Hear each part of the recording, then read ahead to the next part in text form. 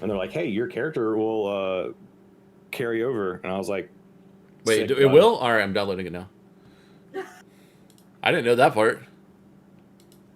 From what? Mon Hunt. Look, we're live. You should be focusing on that.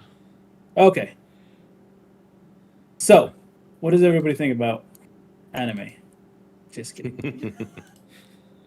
All right, welcome back to M&A&D&D episode 128. This is my portal. Last we left off, you guys were traversing the dungeons of Myth Drenner, looking for evidence or clues to um, a weapon that may be able to provide you or provide the entirety of the known universes. Um, and so you had journeyed into a dungeon at the heart of Mythdraenor, a once kind of bustling, very magical city, kind of like the shining beacon of the world at one point, which kind of fell into ruin due to uh, the inhabitants' ego and greed. And so, after successfully navigating through the first part of the dungeon, you find yourselves in a large open cavern. Um, 6 chambers. And those 6 chambers only allowed one individual through at a time.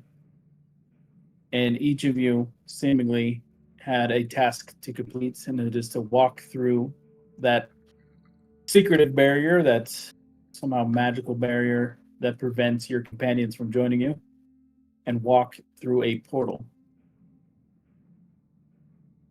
And so I'm going to just get us back to there. And I'm going to do a little bit of a recap.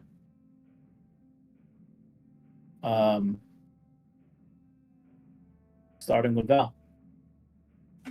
You step through the portal. You find yourself. Hold on. The music should have changed. It's still normally spooky.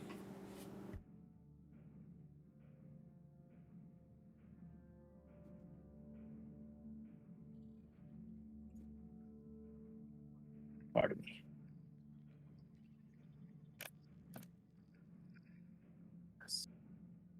Damn it.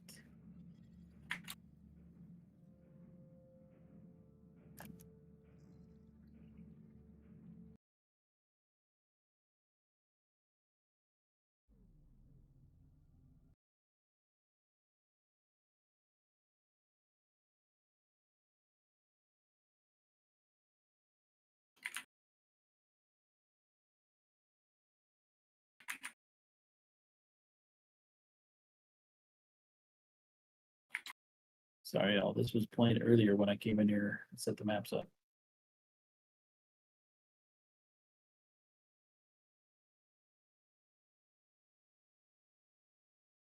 No worries.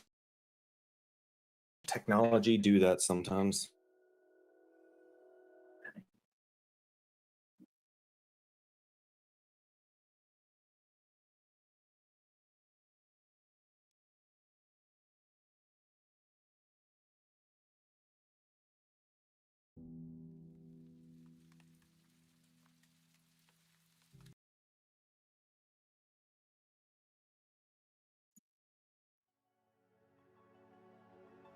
There we go. All right. Well, you enter through your portal. Your companion's stuck behind that magical barrier behind you, and you just kind of look at him over your shoulder before you get that grin on your face as you take that step through the portal. And you find yourself in a realm of unending fire and shadow. Immediately, the smell of brimstone burns your nose, and you can feel the weight of evil bearing down upon you. The very air is thick with malevolence. But then you catch a scent, something giant, something that reeks of death. Your heart pounds in your chest as you follow the smell, dreading what you might find. And then you see him, your bronze dragon companion. Or at least it was Artie. Now his magnificent form is twisted and corrupted, his scales a dull, burnt orange. He's massive, even larger than before, but there's something wrong about him, something that makes your stomach turn. You approach him slowly, calling out in a soft voice, Artie, is that you? He doesn't respond, just continues to lie there, his chest rising and falling in labored breaths. You can see where his wings once were, now nothing but mangled stumps. You're consumed with grief, your mind racing. How did this happen? How did they do this to him? You're trying to process it when another smell hits you, overpowering even the stench of the hells. It's the acrid tang of human feces. You look around and you see a man squatting nearby, openly defecating, humming a little tune to himself as he does. There's a look of utter contentment on his face, as if this is the most pleasant experience imaginable. You feel a surge of rage, but before you can act, he finishes and stands, wiping himself with a handful of sulfur. Good day, friend. Can't hold it in when the mood strikes, you know. There's nothing like a good bowel movement to clear the head.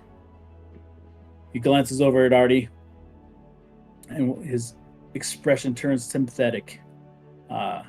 You found your pet, huh? You pity that. They do that to these beasts they capture. Breaks their spirit, you see. You're still trying to process this man's words, and he continues, well, I won't keep you from your reunion. Just be careful. They'll catch you too. And with that, he saunters off, whistling a little tune.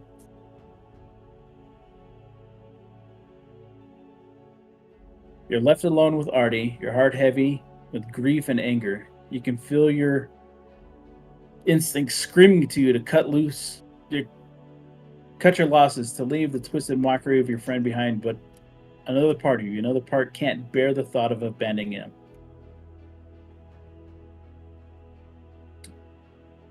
Meanwhile, Liam steps through his portal into the bustling streets of Mythdraenor, the city alive with the hum of activity. Beings of all kinds hurry past, their faces a blur. As you scan the crowd, your heart pounds. Wait, do I see a Goliath? I should see a Goliath, right? I asked the question at a bad time.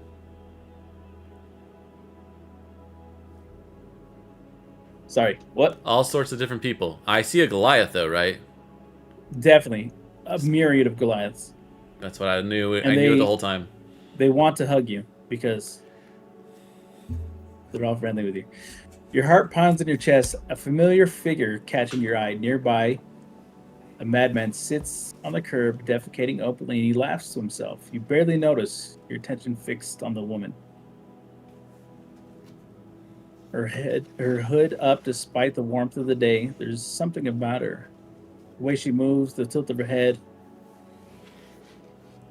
Your hand goes to your hilt of your sword, instinct screaming at you to follow, but then you hear it. A gentle humming, a soft melody that seems to vibrate through your very being. It's beautiful, that humming. It feels right. Not like the jagged edge of seeing this person again.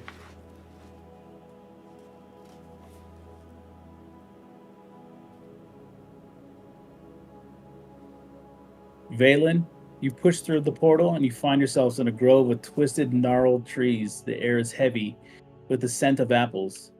A faint hum of magic vibrates through the air. A path winds through the trees leading to a large stone library.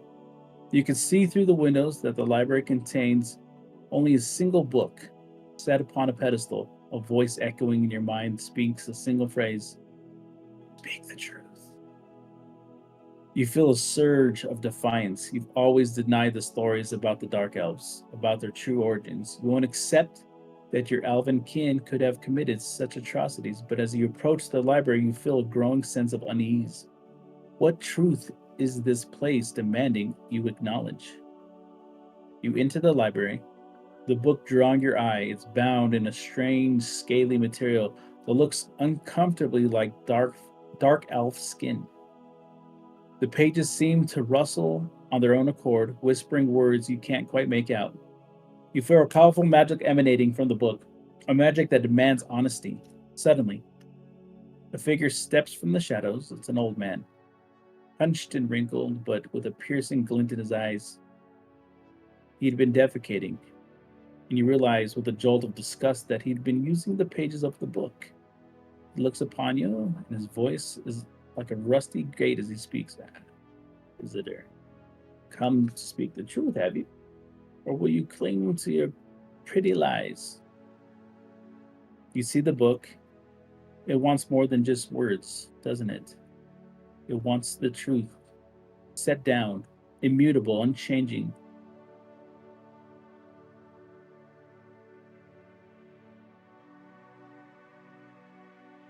As Astrid steps through the shimmering portal, the world behind her blurs and then snaps back into focus. Gone is the chamber, replaced by the eerie silence of an ancient ruins. Crumbling structures stretch towards the sky, their stone surfaces weathered to a moss-covered gray that blends seamlessly with the fading light of day. You stand at the edge of a grand plaza, the heart of the long-abandoned city directly ahead. A massive stone temple dominates the view, its entrance guarded by two imposing statues of long-forgotten kings. The air is heavy, and the scent of damp earth and decaying leaves. The only sound is the distant rustling of unknown creatures in the underbrush. To the left of the temple, a cluster of ruined buildings appears to have been some sort of market, a merchant's quarter. Rusted hinges creak in a gentle breeze, and tattered remnants of awnings flap like wings of dying birds. To the right, a sprawling complex of structures that may have been a palace or a seat of government's looms. Its walls cracked and overgrown with vines. A chill runs down your spine as you sense a malevolent presence emanating from within. Behind you, the portal through which you had arrived flickers and dissipates, leaving only the ominous feeling of being cut off from any hope of easy escape. As your gaze falls upon a lone figure seated at a weathered wooden table, as he surveys his surroundings. The man is shrouded in a dark, tattered cloak that makes him invisible against the lengthening shadows. His face is hidden behind a veil of threadbare lace, and a wide-brimmed hat casts his features in impenetrable darkness. Before him, a deck of tarot cards lie on the table, their intricate illustrations glowing with otherworldly light. The man's long, bony fingers dance through the cards with mesmerizing grace, shuffling and rearranging the deck in a blur of motion.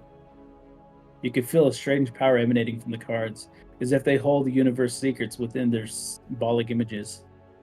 The figure raises his hand as he feels your gaze upon him. Though you cannot see his eyes, you sense an unblinking stare that pierces through your very soul, and he speaks in a voice that is more than a sighing of the wind, yet he carries the weight that makes your heart heavy. Welcome, Astrid. I have awaited your arrival. The cards have spoken of a paladin, a wielder of holy power, and a champion of the light. Yet they also whisper of darkness, of an evil that has left its mark upon your soul. He pauses, his fingers halting in their dance through the cards. When he speaks again, his voice is heavy with foreboding. You have entered this place in search of challenge, but you shall find your only trials. The ruins of Autumn's Peak hold many secrets, and not all who enter shall depart. He falls silent, your gaze never wandering. The only sound is the rustling of the tarot cards, and the gentle breeze stirs them against the table. With a flourish of his bony fingers, the cloaked figure sends the tarot cards arcing through the air. They fall upon the table with a series of sharp cracks. Their brightly illustrated faces glinting in the fading light. You count the 12 cards in all, arrayed in a complex pattern that seems to pulse with power beyond your understanding. The figure speaks again. The cards have spoken, Astrid. They reveal to me the trials that lie ahead and the choices you must decipher, which they are, lest you fall prey to the dangers of the Forsaken Place. As you study the cards intently, seeking any clue that might reveal the significance, your gaze falls upon the cards.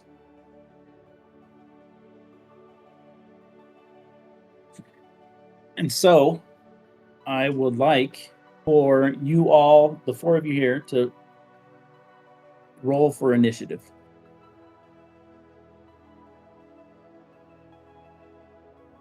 You're muted, Em. It's so you didn't have to hear me hard. Do you need us to Yeah, do we have have initiative characters, or do you just want us to roll an initiative? I just want to know for initiative so I know who's going to go up next.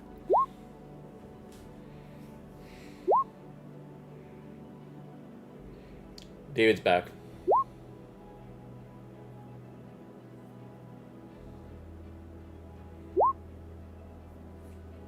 Oh, okay. Valen and Astrid have to roll for a tiebreaker. Rollies. Tiebreaker. Okay. Another D20. Yeah, just roll initiative again. Yeah, he rolled initiative, so. All right, so it's going to go Liam. I'm nothing if not consistent. All right.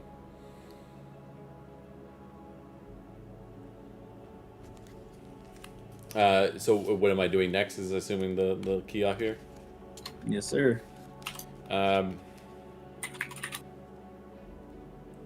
Realizing everything is going around me and stuff like that, is there any indication of the date or time that it is? Do I have both hands? Oh. So, That's a good question. you glance down and you see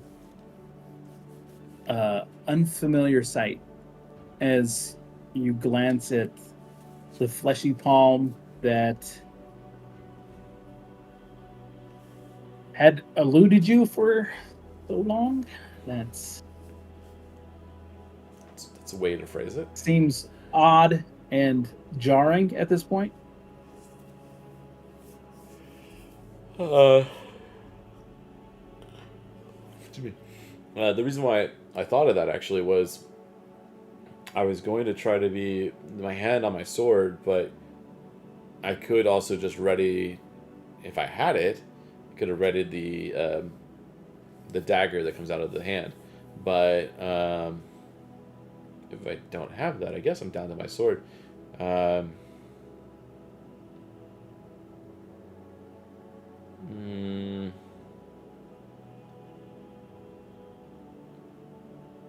I guess I'll approach Katrin.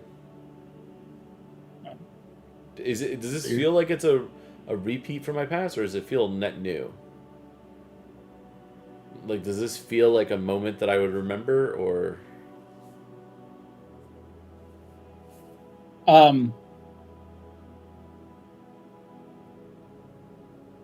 Your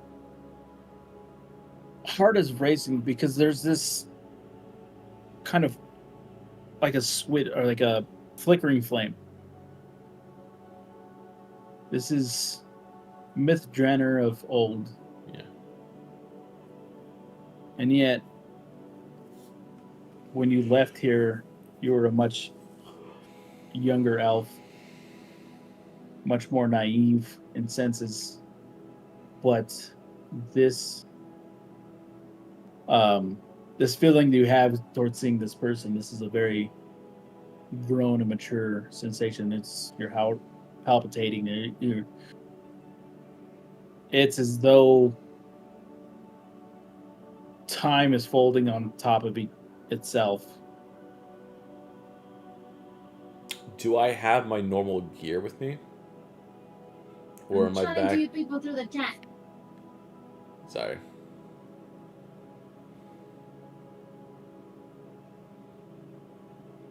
Sorry. Man, the crowd's noises is just intense right now. It's overwhelming me sometimes. Do I have my normal gear on me, like the stuff that I had before I went through the portal, or is it back specifically that you're looking for? Do I have talon on my hip? Do I have my armor? So, does my cloak smell like sulfur and fumes? talent isn't there until you wonder why talent isn't there. And then you grab for your armor, and all of a sudden your armor is there. Well, and it isn't until this very moment that you smell the sulfur of your cloak.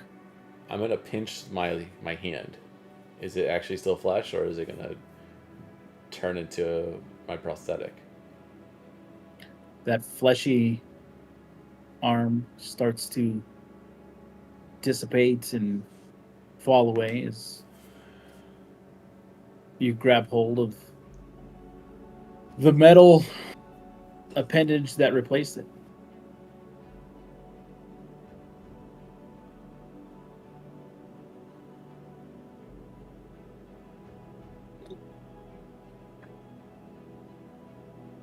And through the crowd, you start to see, like a ghost almost, the figure that you'd been following start to move through the crowd, and you begin to lose sight. I'll follow. All right. And you continue to follow as people kind of bump into you, push you aside, until you find yourself catching up to this figure. She enters looks like an old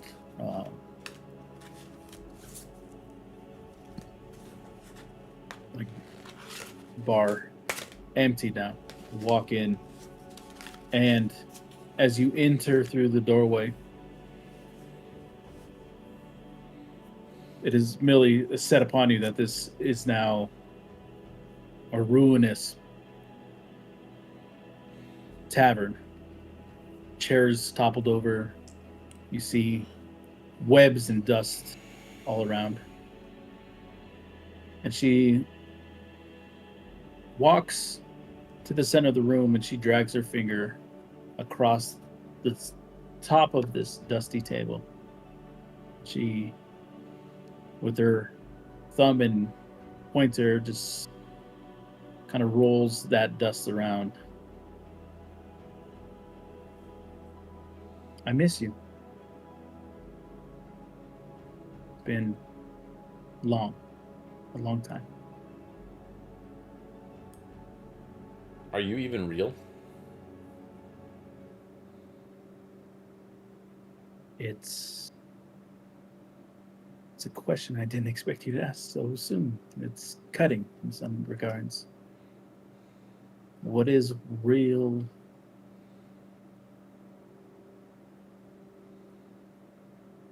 to you?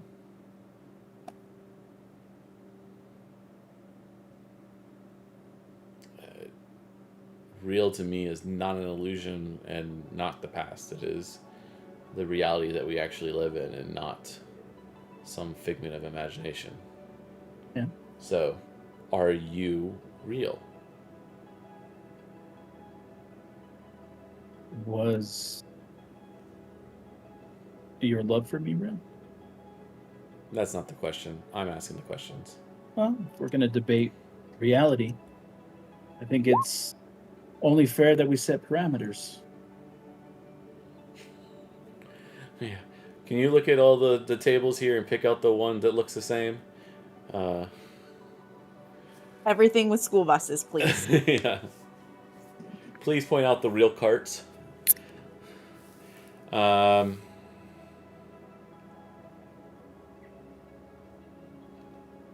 the past, I loved you, but I'm fairly certain you didn't love me. And I learned that the hard way. But that doesn't answer the core of this, which is this an illusion? Am I in a spell? Or are you real? If you want me to answer this, you have to tell the truth, I told the truth. Liam.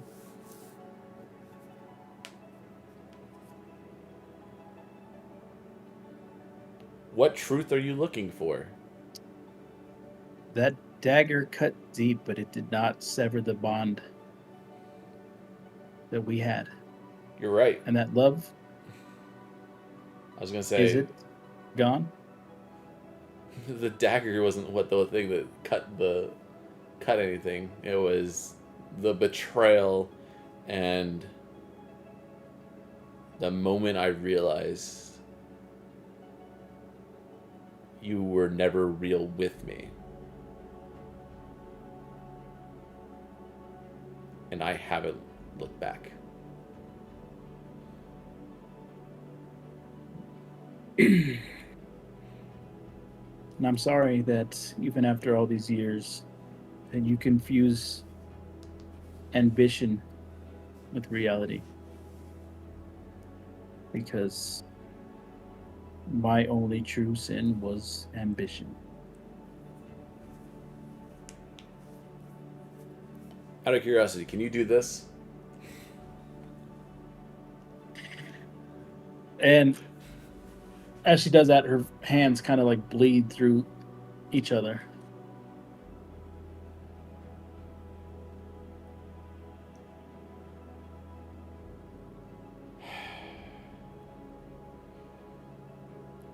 Can I do a perception, investigation, arcana? Can I do a skill check to see if, like, you know, there's like something around me that would be like a telltale sign of magic, illusion, or like I'm in a dream, something like that? Can I do some kind of skill? Mm-hmm. Do you have an idea of which skill that'll be? Yeah, you just do a perception. All right, great. Lowest I could roll is a 21.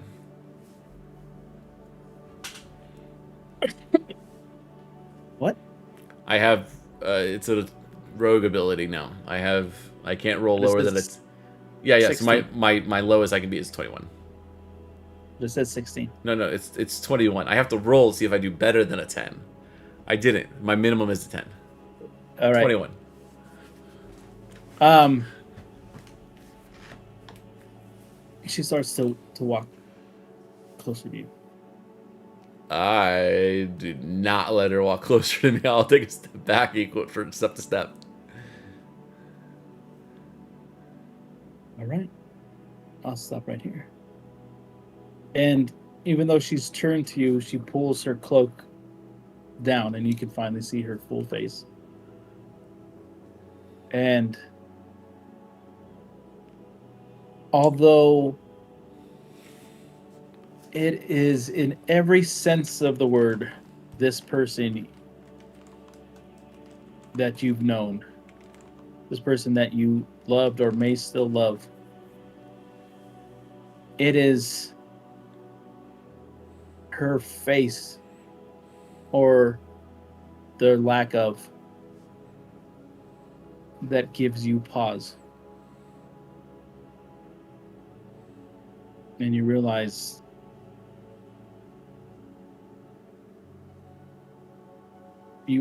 this isn't anything more than your mind conflating your memories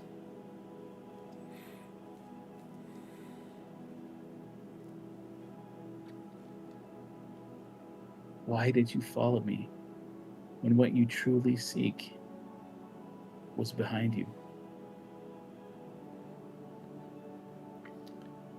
That's how I know you loved me and still do.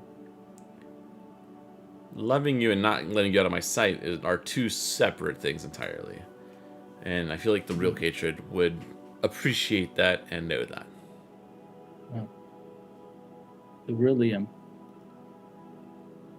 the one I fell in love with, would have followed his destiny. And you feel your legs start to seep into the ground, and the walls start to melt. And her figure become like plasticine, like candle wax, just start to seep. And you hear that gentle buzzing start to pulse. Zoom, zoom, zoom, zoom. And you fall to the ground. And you find yourself back into the main chamber. I'm in here. Yes, sir. And you go to stand up, and you feel heavy. And you feel like every step is this labored step.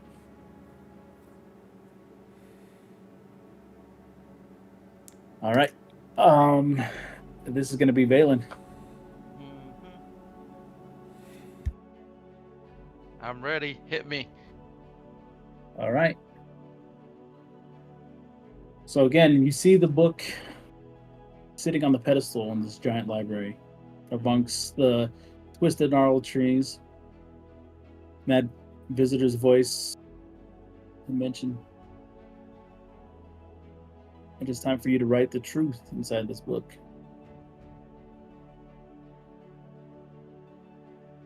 In this book, it wants more than just words. It wants the truth set down, immutable, unchanging. And you glance around, perplexed. What is it that you're going to do?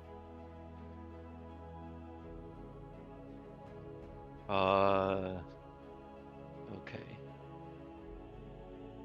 Valen took a moment to look at the elder figure and the book itself.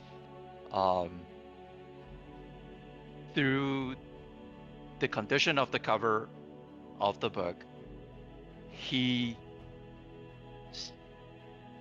felt uneasiness about the look of the pages, just because of the coloring and the texture of it kind of put him off.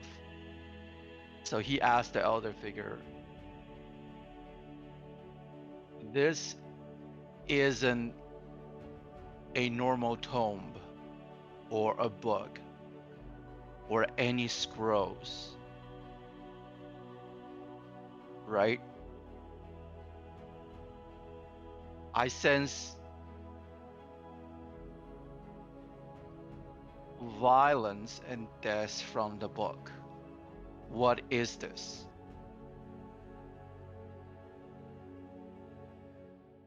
This is a reckoning. And he steps backwards into the shelves. One step, two step, and then that third step, he's engulfed by the shadow and disappears.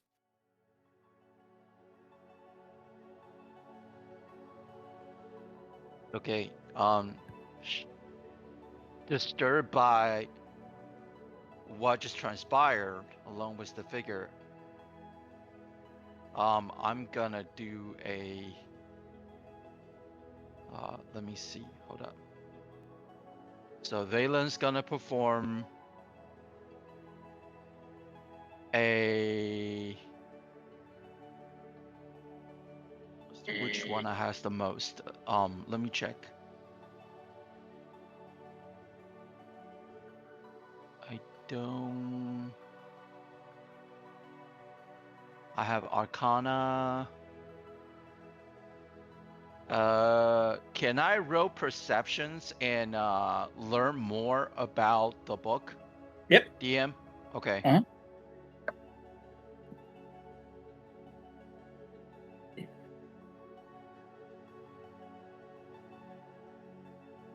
So I rolled 21. What additional info I got from I can get? So you take your hand and you start to gently run your fingers over the cover. And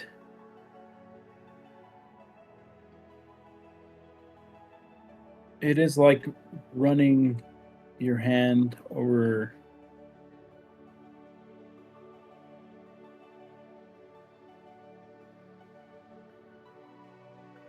the silky flesh of a loved one. And you gently kind of caress the book, and there's Oh,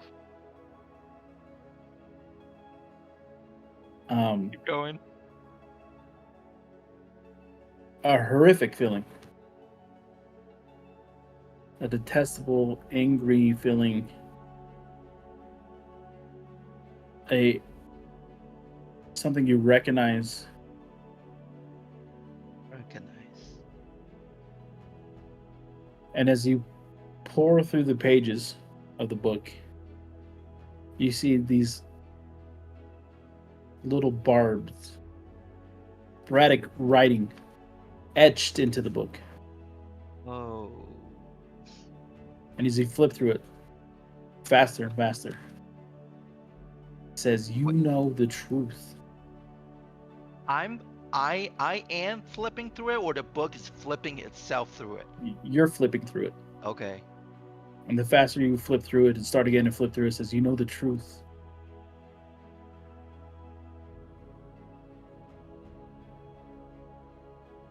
This is our history." You flip through it one more time. This is where it began.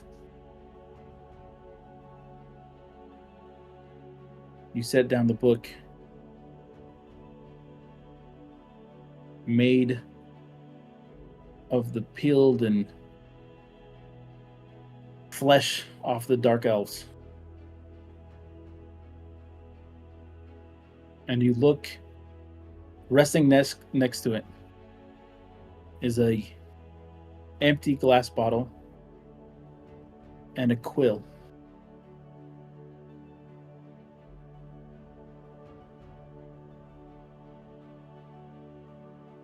And it speaks to you again. You hear the voice. Speak the truth.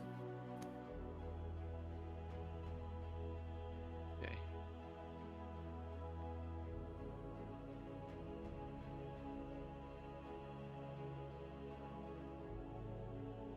Felt after listening to the voice, Valen suddenly had the urge of picking up the quill. And it felt as if his body is tempting to continue the book, to wanna write about his people. And he had a feeling as if through writing on the pages, the book would have revealed more of itself back at him. So he reopened up the book, thumbing through the last page was writing, and slowly picking up the quill. Even though the glass is empty, The urge of him trying to write down something on the book, it's so strong that he started to use the quill to poke at his own fingers, and so he could draw some blood to put into the book. And then he began writing. And as if in a trance, you begin to describe the ancient history of the Dark Elves, their origin. You break down that barrier. You begin to chronicle the lies that you were told, that the Dark Elves had been this hideous amalgamation of evil, and you jot down the truth that you've come to know over the past several months of your journey with M&A, that it was in fact the High Elves of Mythdraenor who would kidnap their own, drag them into the bowels of Mythdraenor, experiment, torture, murder. The Dark Elves had become this hideous secret festering below this grand city. And it was not just the elven people of Mythdraenor, but maybe even more close to home. You realize that those tales that have been told to you, those noble tales of your lineage, it was even your father who had been the Inquisitor and set in motion the machinations to create the Dark Elves themselves. And as you put in the final period, you find yourselves back in the chamber.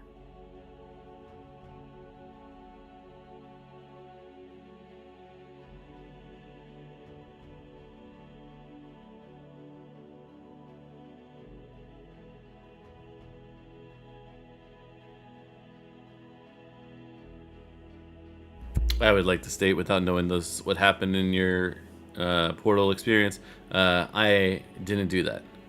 Not me. Just gonna say, not me. All right.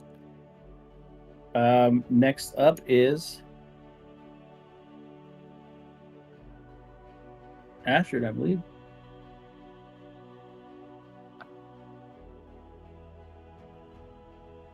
I rolled a fucking 7. I don't know what you want from me.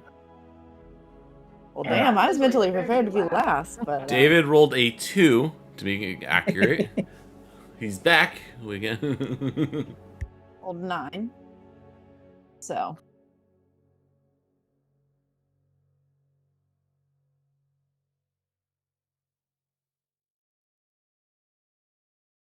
All right, so let me take a seat.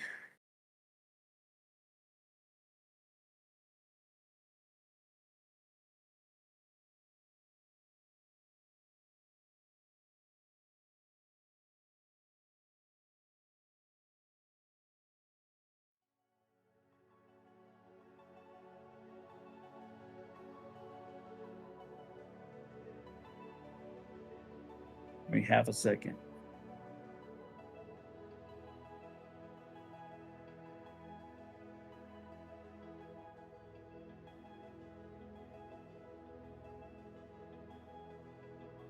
All right, so you're sitting in front of this figure, and again, he lays these cards bare in front of you. The first card lies death. Its grim specter riding a black horse through a field of fallen souls. The figure's face is a skull, yet it seems almost serene in its dark task. Next to that is the High Priestess, a mysterious woman seated before a veil of shimmering stars, her face enigmatic, holding secrets that only the cosmos may know. Next is the Wheel of Fortune, a great circle turning through the heavens. Upon its rim, figures rise and fall, their joy turning in despair, and as the wheel exonerably turns. The Fool, a ragged old, grizzled, and quite dirty man squatting next to a wall, pants around his ankle with royal procession, passes by. The Hermit, an old man standing upon a shadowy mountain, he holds a lantern in one hand, his light casting long shadows in the moonlight. Beside that is Justice, a stern-faced queen seated upon a throne. A sword and scales are held in her rigid hands, her face a mask of cold impartiality. The seventh card shows the lovers, a pair of naked figures standing before a burning angel. Their faces are filled with a mix of desire and trepidation as they face the fiery judge. The eighth card depicts the chariot, a warrior seated within a canopy-covered vehicle. His face is set determination, his hands holding a globe as his steeds speed onward. Next is the Strength card, a woman gently yet firmly closing the jaws of a lion. Her face is filled with a calm power, her touch enough to tame the savage beast. The 10th card shows the King of Swords, a stern-faced man seated upon the throne. His gaze is out to sea, his face a mask of cold intellect as he ponders the mysteries of the universe. Beside the king lies the moon, a glowing orb hanging low in the night sky. Beneath it, a wolf and a dog prowl the shore, their eyes aglow with feral light. The 12th and final card depicts the two of cups, a pair of lovers sharing a chalice. Their faces are filled with joy and tender affection, their hands touching as they gaze into each other's eyes.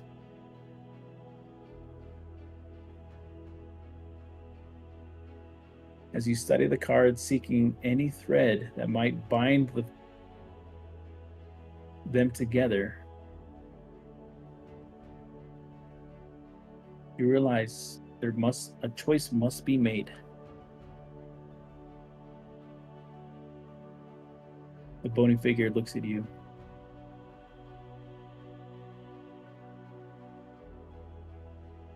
Although these depict your destiny, only you can read it.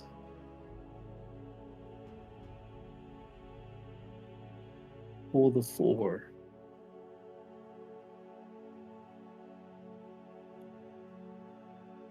And you will return to your friends.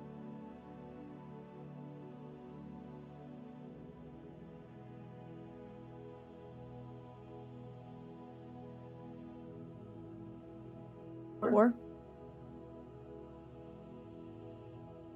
Is that the Yeah, so out of the 12, you need to pull 4. Okay.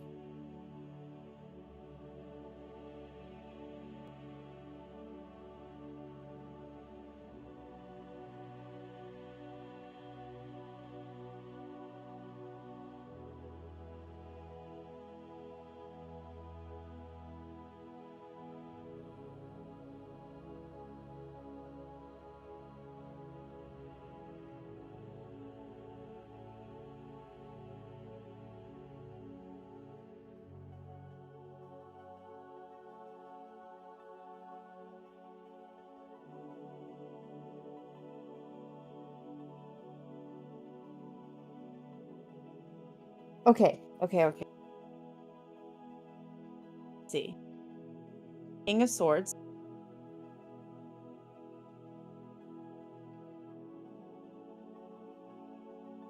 next will be the order does not, correct? No. If my understanding is correct, I think King of Swords, Death,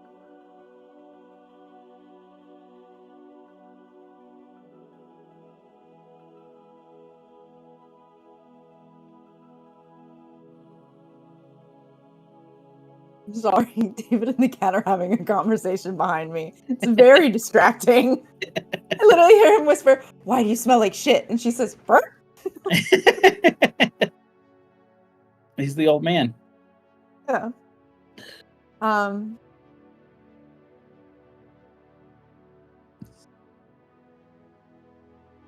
She didn't take her bath today with David. She's really struggling. Wow, Iron Man cut me deep already.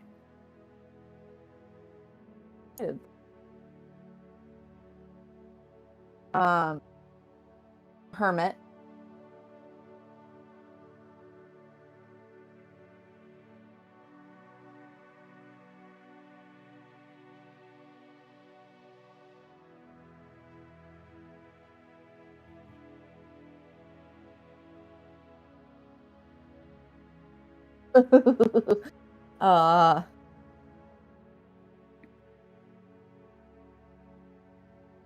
Justice.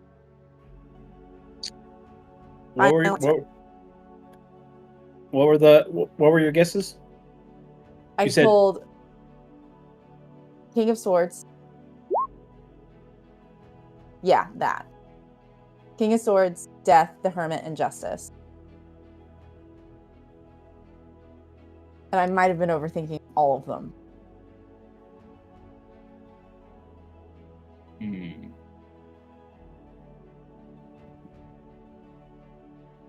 Tell me. Why are you certain?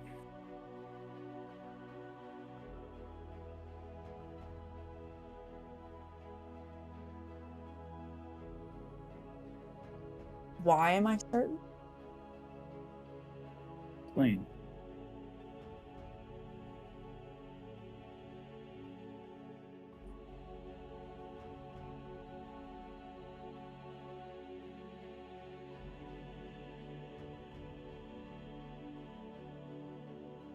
That is the inevitability that follows. It follows all.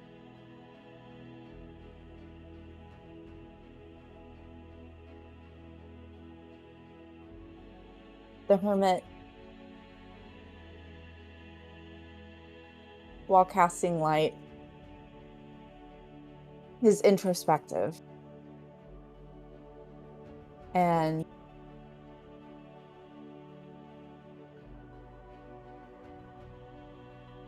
I was taught that it was representative of stealing yourself away to emerge better.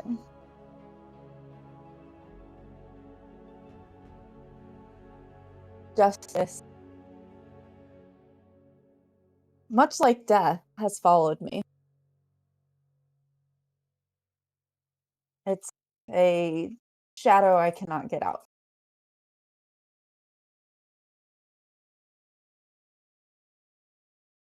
And the King of Swords, King is top of the suit. He is built on action, as swords are. And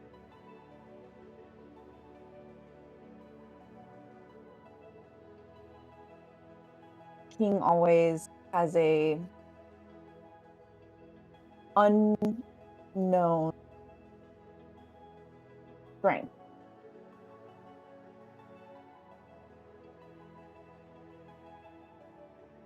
Your analysis of the cards are quite detailed, and your perception is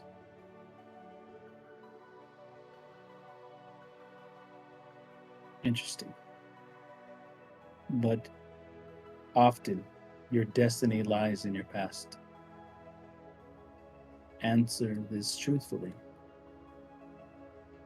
before you set these in motion. What did she mean to you?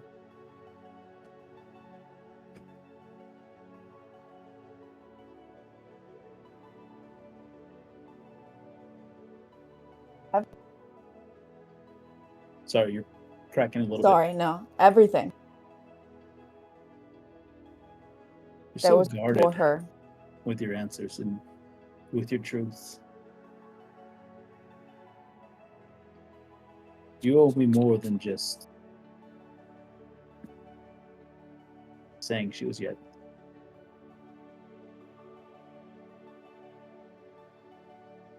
It was before her. And I exist after. There will never be another.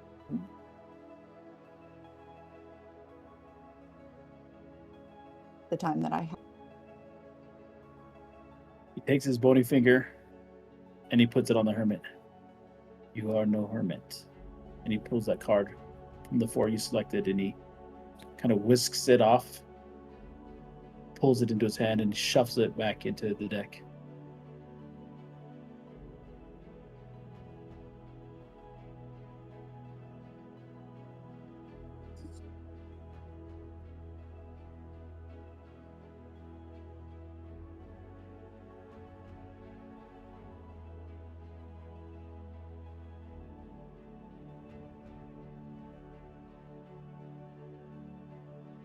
She said the same thing.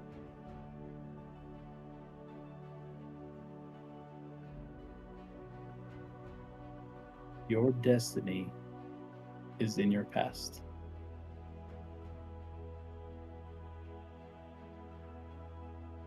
You know what the fourth card is.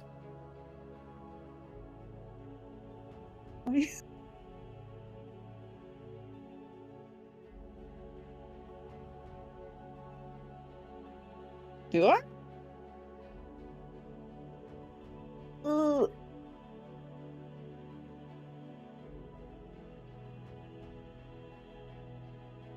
You 100% do. Uh-oh.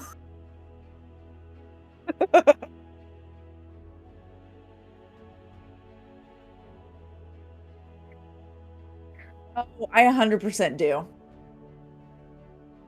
Hey, did our stream go offline?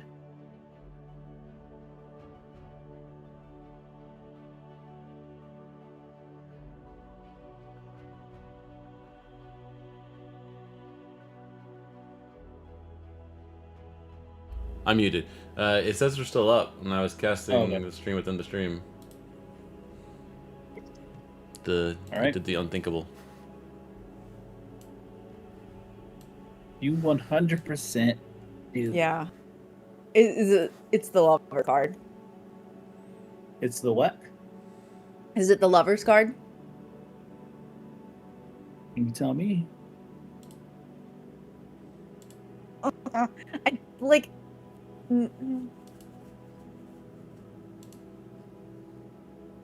Yeah.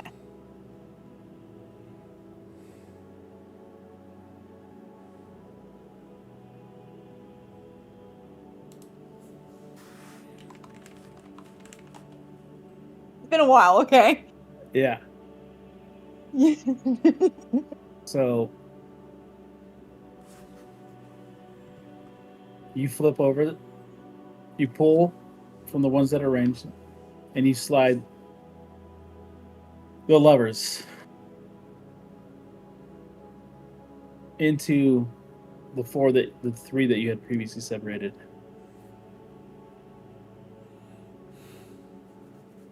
And you feel this wind start to sweep Oh. up the stairs. It is going to be more difficult for your journey to continue if you don't find the strength in your past.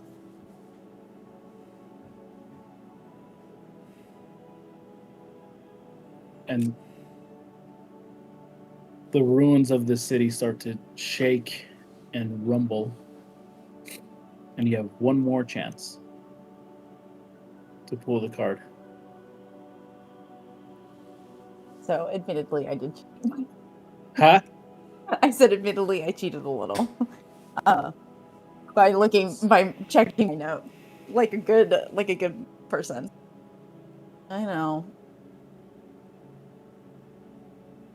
By checking what? My notes. She had to check her notes, and she's like, "Oh, that's cheating." It's not. It's not.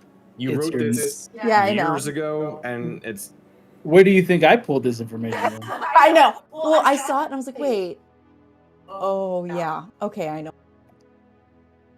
Yeah. Two of cups. And so he whisks away the lover card. And he holds it in front of you and said, "This can still be your future." And that card disappears. As you slide the Two of Cups in, and you find yourself standing in the middle of the chamber. Valen alongside you. Liam on the ground, clutched and reeling in pain. I was standing again. I wasn't crying.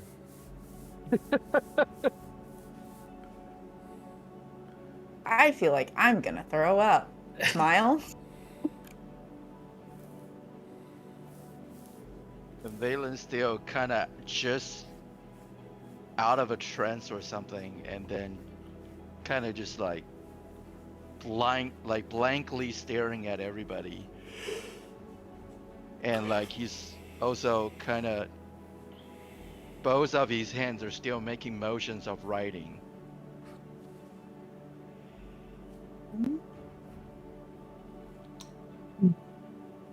Val, you feel the burning heat of the nine hells all around you.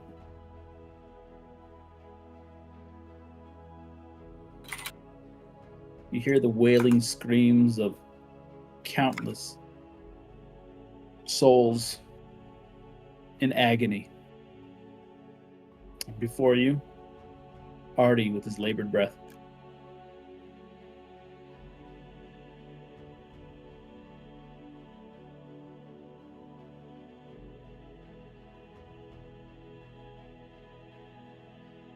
I assume that the figure has is no longer near. No, it's just you and Artie.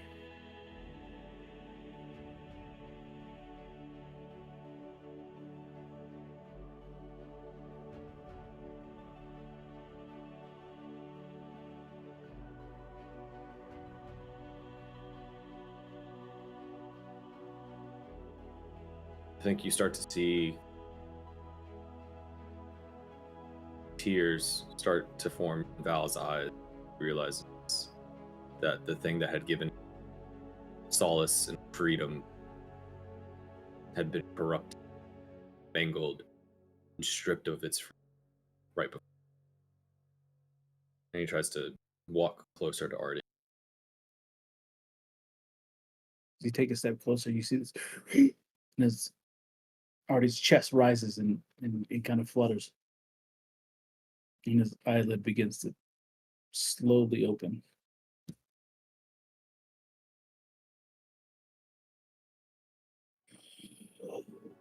And you just hear this kind of gargling.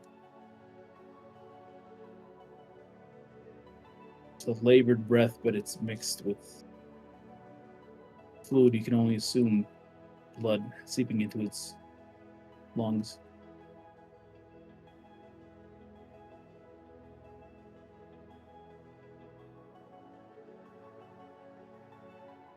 Um,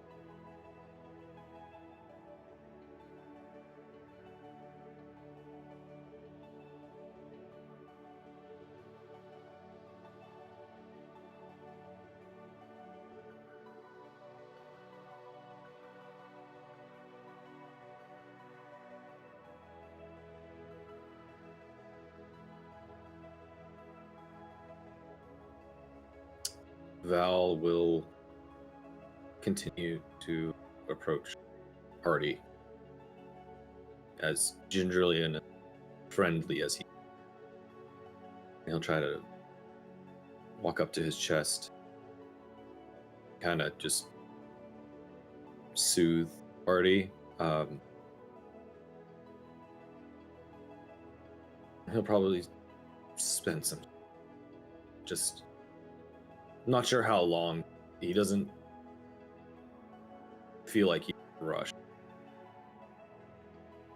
decision because he's trying to come to grips with the potential of having to leave Artie behind. But the rage that brings. You step forward as lightly as possible.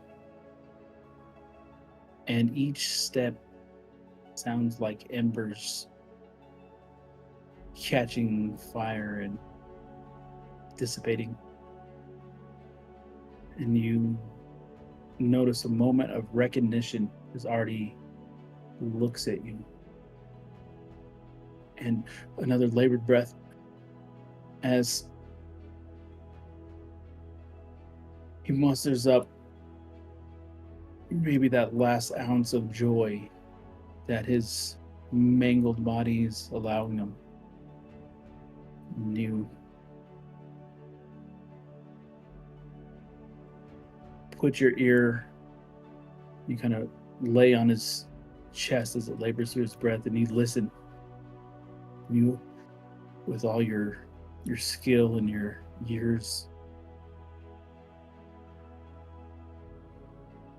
you listen to the labored breaths.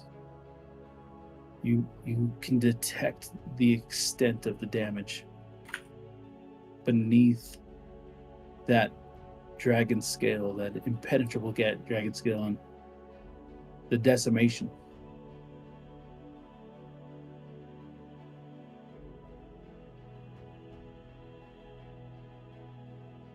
You hear this frantic flapping surrounding you, like bats taking flight.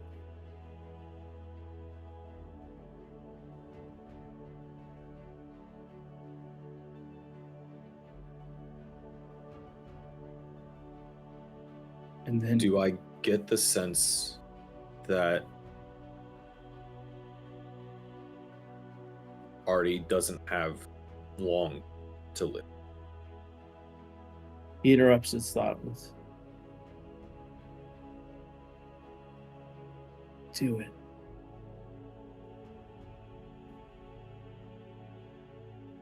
So Val is going to be like, "Fuck you." God damn. Val's gonna cast Healing Word or Cure Wounds while he touches Artie, trying to soothe the pain as he uses his dagger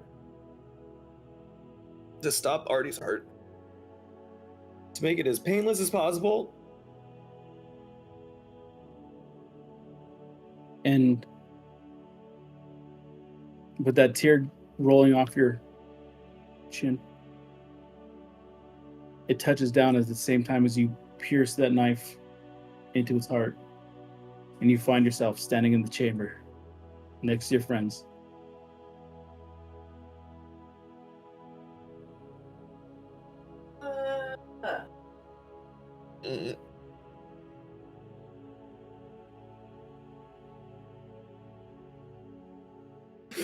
And that's where we'll stop for tonight.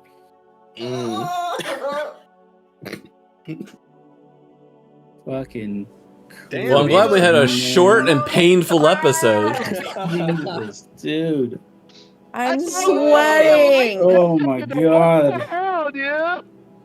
I wanted to go kill demons and shit, not Oh my god, Not David, my best good friend. job. Crying in the club. Great job. God damn. David, that was incredible, man. That should drop on my part. I know, man. Wow. Well, I'm gonna go watch GG, something funny. everybody. GG, everybody. Seriously. Ben, Wow, that was Ben would be incredible. What pissed for a missing this session. Holy my god, this session holy was like shit! tripping D&D contents, man. Seriously. Wow, that was incredible, man. Feel like we had a moment. Jesus, man. Ooh. Good job, David. Seriously.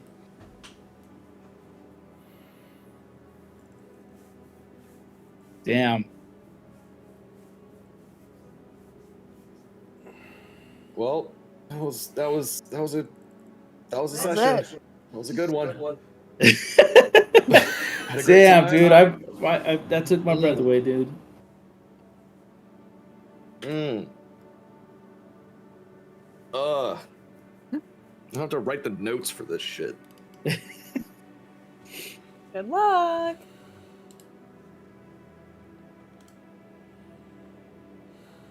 All right, and we'll give Ben his moment.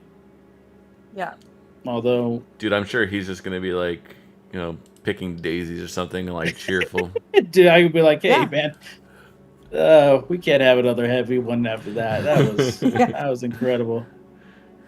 Just give him like his hell is just like being like in a city market or some bullshit, and it's just like, oh no, just surrounded by lowlanders.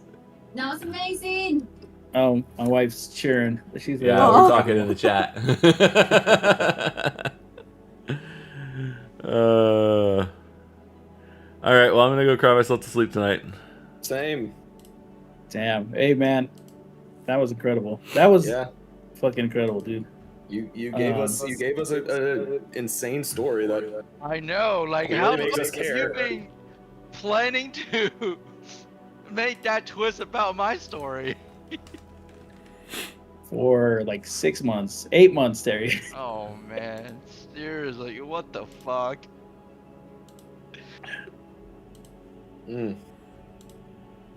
This would have been actually that would have been well, that would make some of my backstory setting actually make more sense because yeah, I mean I would. And actually, yeah, if it like was that setting for my father's character, it makes a lot. I mean, it put a lot of like connections to everything that he knows and everything that he passed down to me makes sense. Agreed.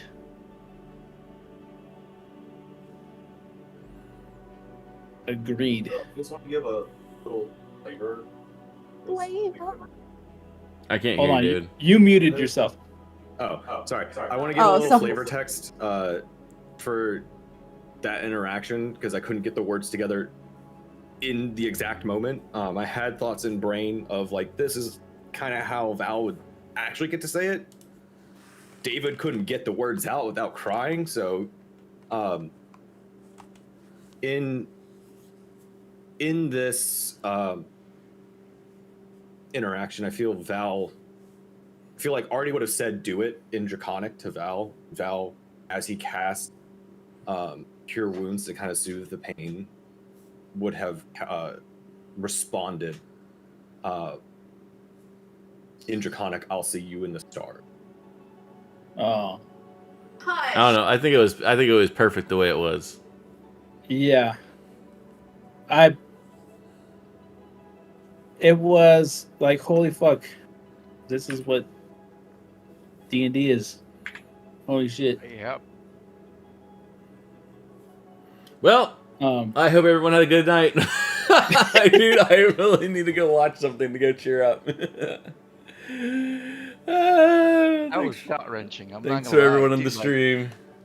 We're gonna do a short one this week, but good.